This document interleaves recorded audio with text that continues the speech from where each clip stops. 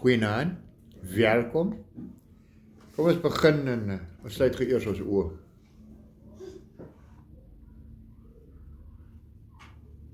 Vader, ons kom raak gewoon net eers rustig aan die einde van die week om kennis en wysheid by U te kom ontvang.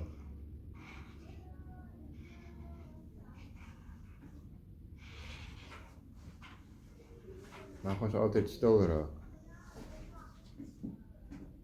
wanneer die geraas buite om ons oorverdowend is, sodat ons kan hoor die stem van ons herder. Amen. Die week is ons by lesing 9. Dis deel 2 van verlede week. Verlede week het ons begin met die klagtes oor water, so ons gaan vandag kyk na die tweede deel. En ons gaan daar na die eerste slide toe. Ons het in die laaste lesing gekyk, as ons die klem skuif van bitter water na bitter gesindheid onder die Israeliete. Die week gaan ons verder met die uitgangspunt en of ons dan antwoorde kan kry op sekere onduidelikhede. So kom ons het laas week gaan kyk na as die water bitter is, en toe het ons gesê, maar kom ons gaan kyk 'n bietjie as die mense bitter was. So nou gaan ons 'n bietjie verder kyk die week, of het dalk kan werk as ons so om verder gaan. Bitter mense, weet ons, is selde tevrede met dinge. Al is daar fisies niks fout met dit, bitter mense het maar net 'n probleem en klaar. So die water was nie ondrinkbaar nie, dit was net nie na hul wense nie, dit was net nie na hul sin nie. Dit verander die murmurering ietwat na ondankbaarheid. Die stuk hout reken party kon 'n olyftak wees. Daar is geen aanduiding wat se hout dit was nie. Dit was net 'n stomp, 'n stuk hout, 'n tak of iets wat Moses ingegooi het. So ons moet nou afleidings maak oor wat dit was. Maar die stuk hout simboliseer die Torah, die wet van Moses. En die wet beteken eintlik instruksies. So as ons die stuk hout vat en ons sê, maar dit is die wet wat God vir ons gegee het. En as ons die wet vat en ons voeg dit by ons lewe, wat gebeur met ons lewe? Die bitterheid gaan weg.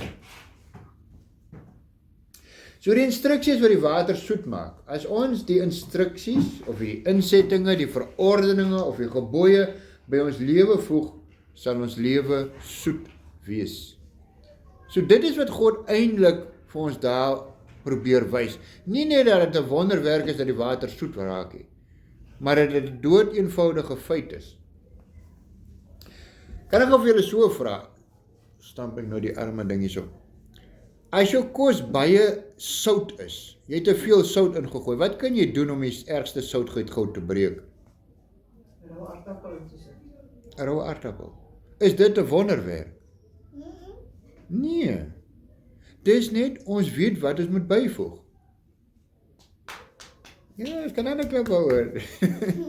So, dis dieselfde, as jy die natuur verstaan, en jy gooi iets by die water, dan kan jy die smaak, of die hardheid van water, ons wat uit plek uitkom wat harde water het, jy kan goed bygooi met water weer sag te maak. Dis nie 'n wonderwerkie, dis blote kennis. So as jy die instruksies volg, dan kry jy beter resultaat. Net soos ons dan die instruksies vat van die wet van Moses, en ons voeg dit by ons lewe. So kom ons lees daar Eksodus 15 vers 25b en 26. Daar het hy vir hulle, dis nou God, daar het hy vir hulle insettinge en verordeninge vasgestel en daar beproef en gesê, as jy getrou na die stem van die Here jou God luister en doen wat reg is in sy oë en luister na sy gebooie en al sy insettinge hou, dan sal ek geen een van hierdie siekte op jou lê wat ek op Egipte land gelê het nie, want ek is die Here wat jou gesond maak. So God kom nou en hy sê, hierdie siekte wat julle het van hierdie bitterheid, as julle hierdie gebooie gaan begin nakom, dan gaan hierdie siektes nie voorkom nie, dit gaan nie opduik nie. Ons weet dat die westerse se kosse, hulle eetwyses en hulle verwerkte voedsel het baie siektes laat voorkom wat by ander mense glad nie voorkom nie. En die oomblik wanneer van hierdie kosse oorbeweeg in hierdie nasies of hierdie lande of so, dan ewe skielik dan kom die soos hoë bloeddruk en al hierdie siektes kom tevore wat nooit daar was nie. So alles draai om, wanneer ons nie gehoorsaam is nie, wanneer jy nie reg eet nie, gaan jy siektes kry. As jy nie luister na die opdragte wat God jou gee nie, gaan daar siektes kom. Nee? Hy sê daar, al die siektes wat in Egipte was, as jy doen wat ek sê, gaan nie een van die siektes op jou kom nie.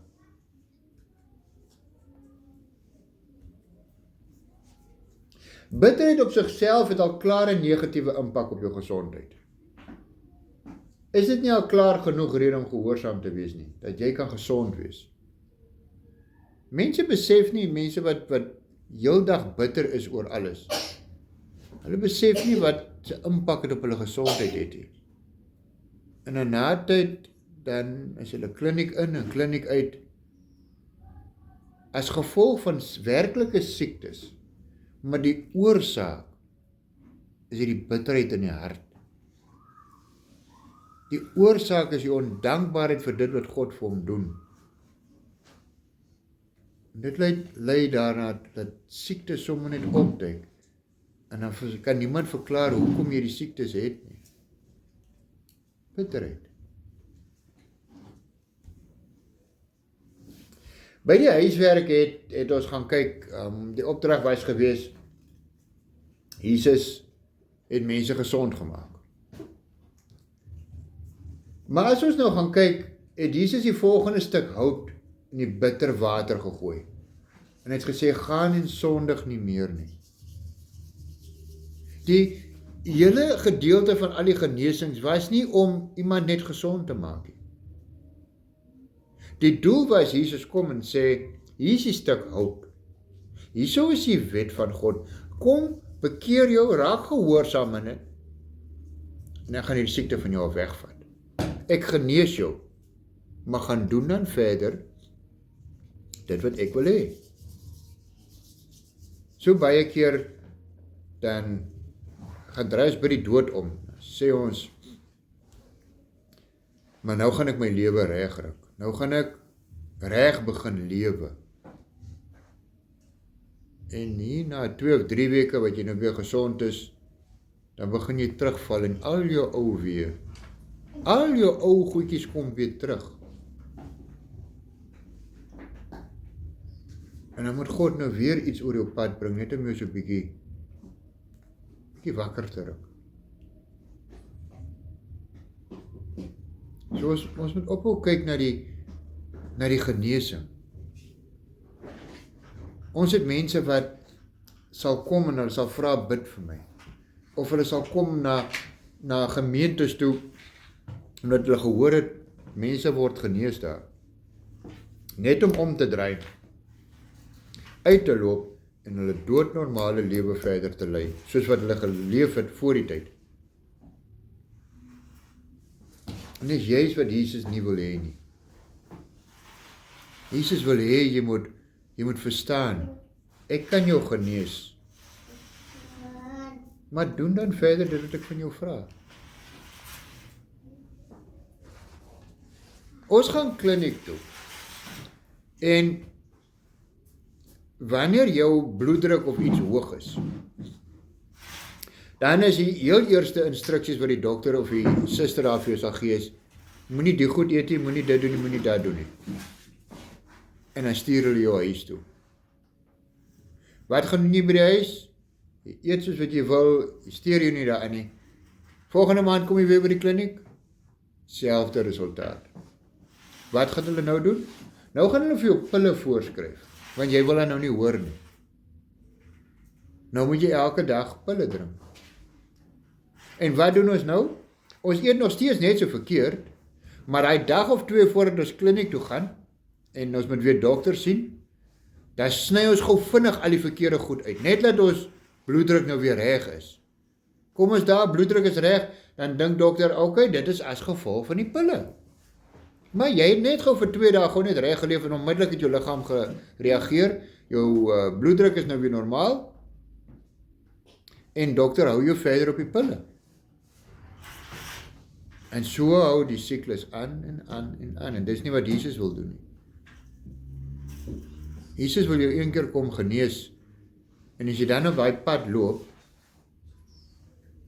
dan gaan jy vry wees van hierdie siektes.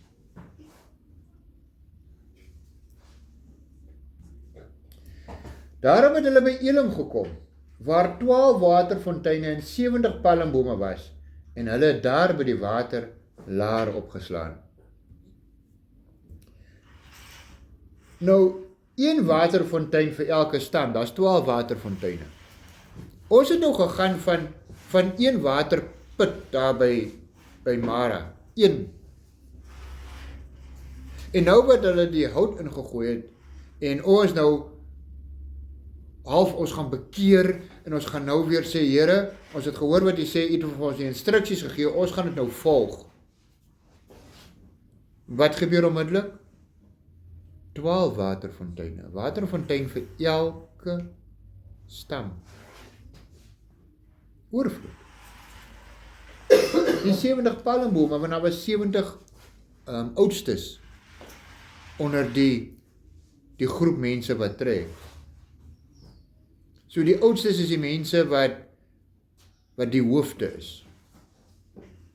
Mense wat gesiene is, mense wat reg en regverdig optree. En daar is sommer nou palmbome vir hulle, lekker skade weer in die warm son.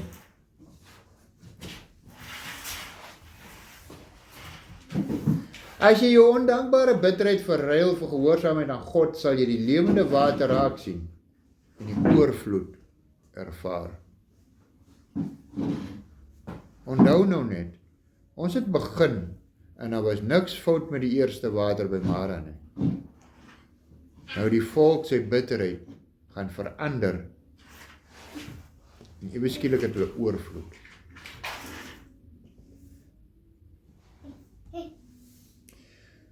Kom ons kyk na die tweede klagte oor water. Dit is in Eksodus 17. En ons lees daar vanaf vers 1. Daarop het die hele vergadering van die kinders van Israel volgens die bevel van die Here van plek tot plek in die woestyn sin getrek en laar opgeslaan in Rafidim. En daar was geen water vir die volk om te drink hê. Kyk gou wat is die verskil nou. Die eerste keer was daar wel water. Net die een wat ons nou behandel, daar was water. Maar die water was mos nie reg nie. Toe het God vir jou oorvloed gegee daar by die 12 waterfonteine. Nou trek ons verder. Nou kom toets God ons weer. En hy bring ons by 'n plek waar daar nou nie water is nie. Daar is nou niks. So of ek nou bitter is of nie, daar is niks. Van oorvloed af na niks. Dit is hoe God jou toets. Elke keer is die beproewing 'n bietjie groter, 'n bietjie erger, 'n bietjie ernstiger, 'n bietjie dieper. Want dis hoe jy jou vertroue en jou geloof bou.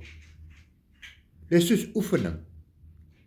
As ek elke aand net om die blok hardloop, dan gaan ek net so fiks raak, en ek gaan net kan hardloop om die blok. Maar as ek in 'n kompetisie wil deelneem, moet ek elke keer probeer om 'n bietjie verder te hardloop. Nog 'n bietjie langer uit te hou. En wanneer ek my weer kom kry, dan kan ek 1 kilometer hardloop. 'n maand later kan ek al 10 kilometer hardloop. En as ek gaan aanhou, kan ek later 'n marathon hardloop. Maar dag 1 was ek half dood gewees toe ek net om die blok gehardloop het. En dis wat God met ons geloof ook doen. Hy kom en hy druk jou elke keer 'n bietjie dieper in. Hy maak jou fikser, hy maak jou geloof fikser. Jou vertroue in hom maak hy fikser.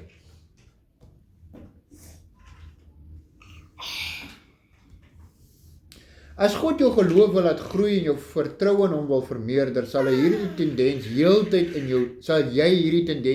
in jou lewe ervaar. As jy dit nie ervaar, dan moet jy begin wonder en vra, hoekom wil God nie met my werk nie? Hoekom raak my beproewings dan nie moeiliker en erger nie? Elke nuwe beproewing is erger, dis dieper, dis donkerder, dis wanhopiger en dit maak seerder.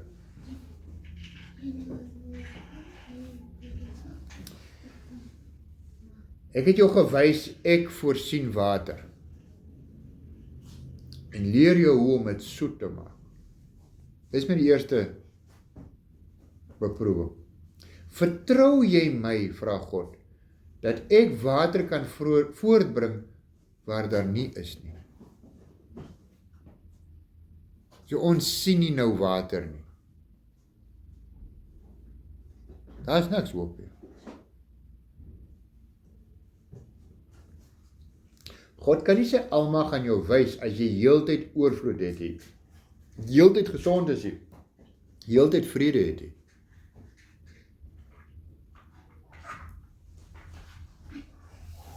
Vers 2 en 3. Toe toos die volk met Moses en sê, gee julle vir ons water om te drink. Maar Moses antwoord hulle, wat toos julle met my? Waarom versoek julle die Here? Maar die volk het daar gesmag na water en die volk het teen Moses gemurmureer en gesê, waarom het u ons dan uit Egipte laat optrek om my en my kinders en my vee van dors te laat omkom?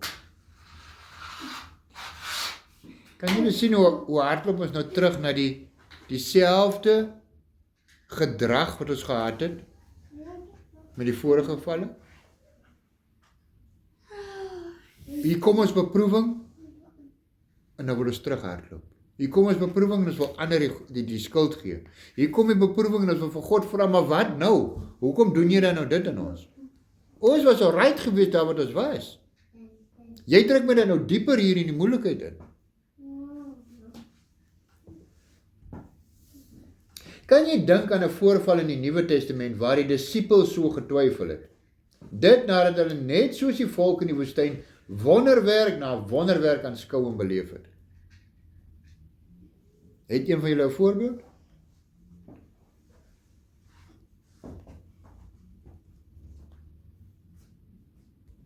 Waar die disippels getwyfel het?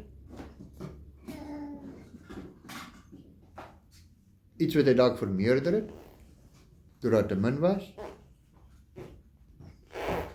5 brood en 2 visjes. Het was te min vir die mense, en toe was daar nog oor.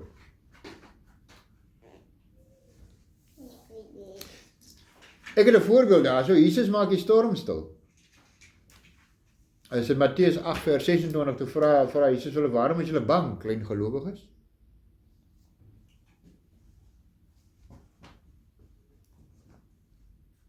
Jesus vermeerder die brood, in Matteus 14 vers 17, ons het hier net 5 brode en 2 visse. Dit wat ons het is te min.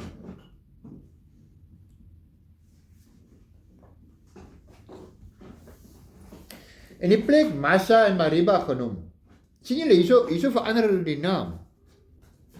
Van wie die toos van die kinders van Israel, en omdat hulle die Here versoek het deur te sê, is die Here in ons midde of nie? Kyk wat hulle gaan draai, laat hulle glad vra, waar is ons God dan nou? Het ons nie al so gevoel nie? Jy dien die Here, en ewe skielik voel dit net of hy nie daar is nie. Asof alles nou weer in jou hande is.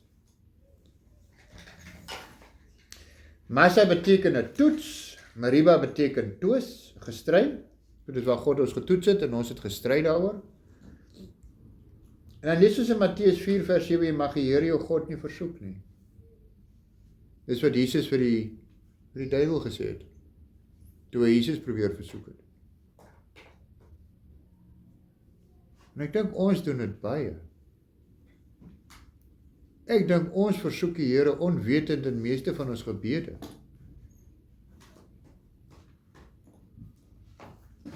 Waar ons hom half beskuldig.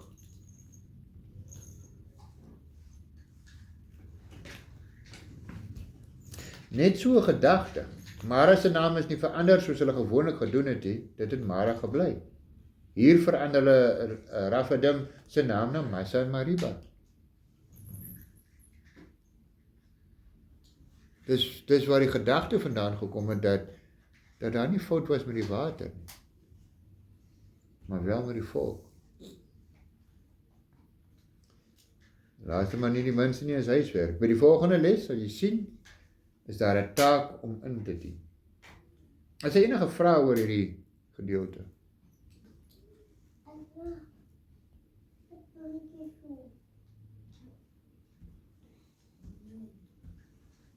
Maar net so 'n gedagtetjie deel. Jesus praat van jou sondes vergewe. En ons het 'n konsep wat sonde is. Ons idee van sonde is dit wat jy verkeerd doen en dit wat jy nie doen volgens God se wil nie. Dit is sonde. En as jy gaan kyk wat die woord sonde beteken dit net jy het die merk gemis. Jy het die teken gemis. So dis nou, jy sal jou geweer vat en jy gaan aanlê en jy het mos altyd hierdie sirkeltjies daar in die middel.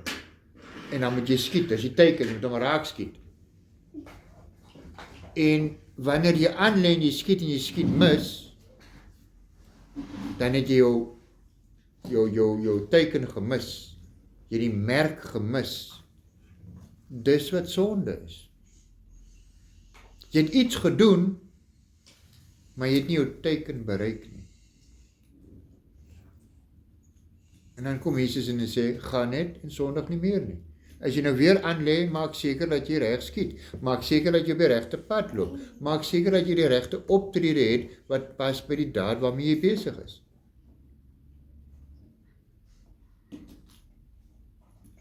So maklik soos dit. Wanneer ek stap en ek het 'n woede-uitbarsting en ek sê goed wat ek nie gedoen of ek sê goed wat ek nie bedoel nie, dan het ek die teiken gemis. En dan gaan Jesus kom en sê, maar oké, gaan en sondig nie meer nie. So volgende keer wanneer jy gaan, moet jy weet, ek gaan nou probeer om nie 'n woede-uitbarsting te kry.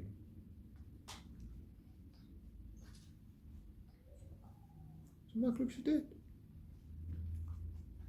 Wanneer ek loop en ek sien daar lê 'n ding wat aan iemand anders te behoort en niemand is daar wat my kan sien en ek vat dit vir my.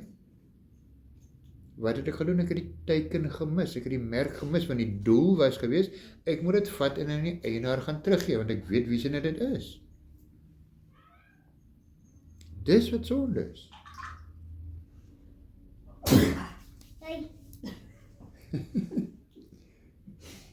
So, Jesus het baie keer gesê, jy's gereinig. Jy's nou skoon. Jou sondes is jou vergewe. Die Fariseërs se probleem met Jesus was gewees, omdat hy gesê het, hy het die mag om sondes te vergewe, nie die feit dat sondes vergewe word. As kom 'n probleem gehad het op die Sabbat, en hy vergewe sondes. Wie is hy?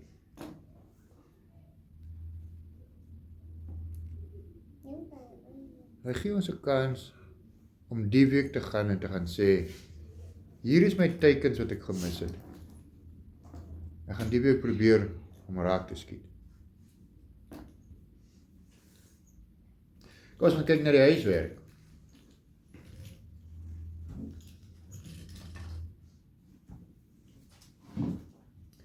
Ek het mos nou nog gepraat oor die week se huiswerk nie. Ek het gaan kyk na die wat hulle huiswerk ingegee het, ek het nog nie die punte teruggegee nie, maar ek het vandag deur hulle almal gegaan en die doel is nie om te sê, maar kry 100% of nie. Die doel was net gewees, die doel van die huiswerk was gewees, dat jy moet gaan soek in die Bybel, vir gevalle wat by mekaar kan verband hou. En jy gaan sien, na die een het hy gesê, jy is gereinig, en die ander ene sê, jy jou sondes vergewe. En jy moet kan kyk, gaan dit by mekaar pas?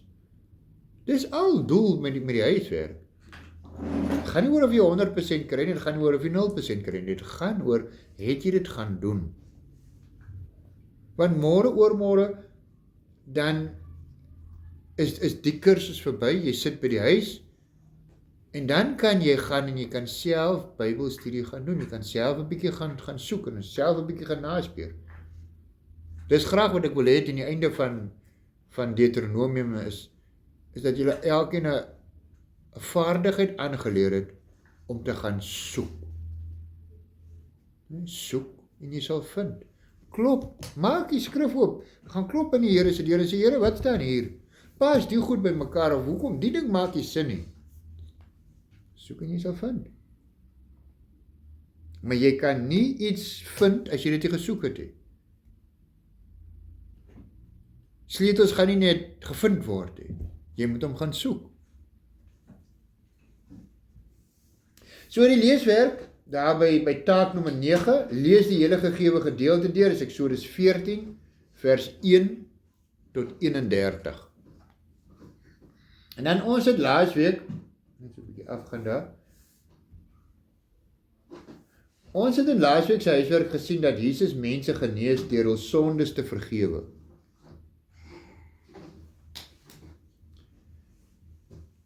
Jy besoek iemand in die hospitaal wat baie siek is.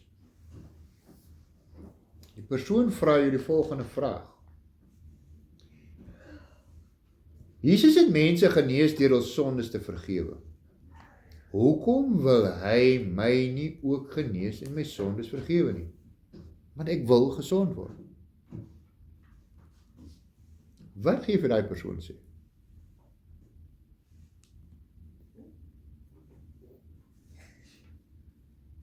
Dit gaan jou vraag wees wat jy moet antwoord. Wat gaan jy vir daardie persoon sê? Hoekom het ander mense gesond geraak?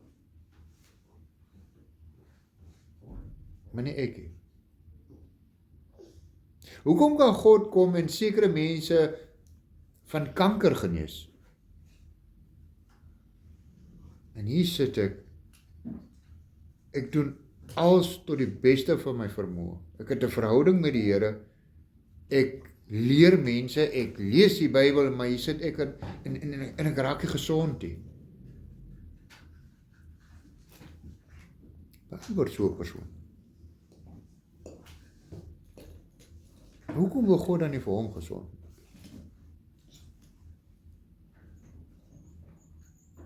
As jy die persoon dan sê, maar hy het daai sondaar dan gesond gemaak hier in die saal langs aan my.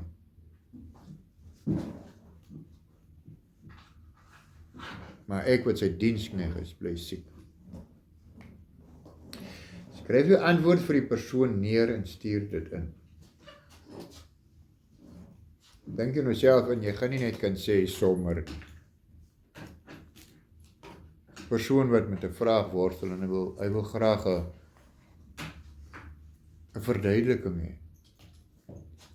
Wanneer jy met B klaar is, neem 'n foto en WhatsApp en dan my toe. Dit is jou huiswerk. Ja. Ga jy ook jou huiswerk doen die week? Nee? Papa gaan jou leer skryf ook net blok? En Boeta gaan vir jou sê wat jy moet skryf. Jy moet ook huiswerk doen, ja? Maar jy moet vir haar help ook. Sy gaan ook nou begin huiswerk doen. En jy daar agter, wanneer gaan jy 'n slag huiswerk indien?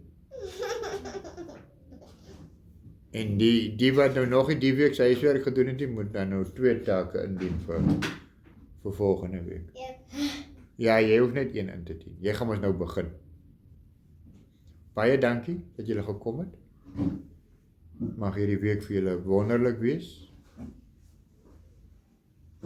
En onthou, donkerder, dieper Amen. Maak jou sterker. En sien wat dit Seën vir julle.